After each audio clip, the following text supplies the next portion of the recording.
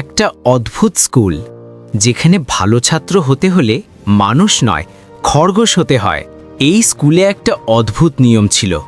এখানে ভালো ছাত্র বলতে বোঝায় যে খরগোশে রূপান্তরিত হতে পারে। কিন্তু একজন ছেলে ছিল যে এখনো পর্যন্ত রূপান্তরিত হয়নি। তার সহপাঠীরা তাকে নিয়ে হাসাহাসি করত, উপহাস করত।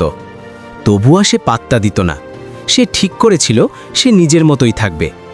কিন্তু বিষয়টা হোমরুম শিক্ষকের চোখ এড়াল না। তিনি এতটাই চিন্তিত হয়ে পড়লেন যে একটি অভিভাবক শিক্ষক সভা ডাকলেন এবং সবার সামনে ছেলেটির বাবা মাকে দোষারোপ করলেন। এরপর শুরু হলো চাপ। তার বাবা প্রতিদিন তাকে জোর করে গাজর খাওয়াতে লাগলেন যেন সে দ্রুত খরগোশে পরিণত হয়। আর স্কুলে শিক্ষক প্রতিদিন তাদের মগজ ধোলাই করতে থাকলেন। অবশেষে তার ডেস্কমেট চাপ সহ্য করতে না পেরে সত্যিই খরগোশের কান গজিয়ে ফেলল। হোমরুম শিক্ষক আনন্দে তাকে শক্ত করে জড়িয়ে ধরলেন।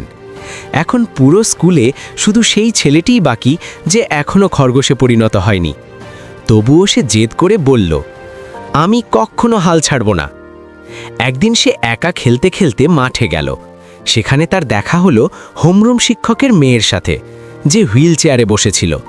মেয়েটি বলল তার বাবার সব সময় এখন খরগোশ রূপান্তরের দিকেই যায়, তাই তার সাথে সময় কাটানোর সময়ই নেই।